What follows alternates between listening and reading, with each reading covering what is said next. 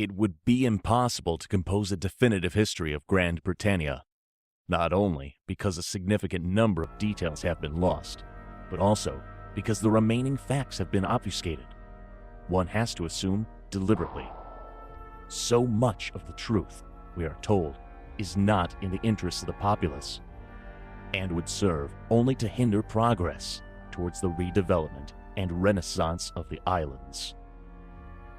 The Plague Wars, responsible for the worldwide collapse of civilization as it must once have been, are today variously regarded as natural conflicts between nations, supernatural debacles engendered by irresponsible fanatics, and acts of God or gods who have since the wars had little more than mythic status with the populace.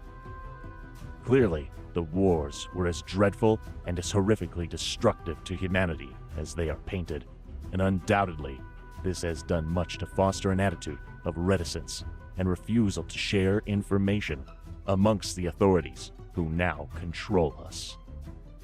There are a small number of people who need to know, we are told, while for the rest of us, there is a thick curtain drawn over those remote days.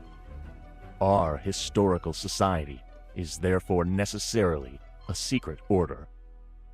Our recorded history is a labor of many minds, many researchers, people who seek the truth in the honest belief that only in truth can we move forward, both as individuals and as a nation in what may one day become a new world.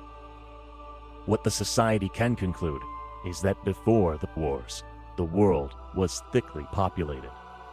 Although this seems outrageous and even laughable today, Grand Britannia had a population numbering in the millions.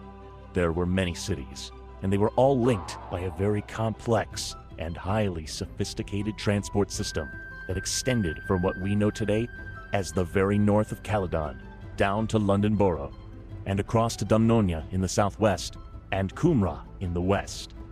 Even across the sea, it is difficult today, with the islands almost completely covered in forest, when even moors and uplands are succumbed to the spread of the trees, to visualize the terrain as it must have once existed.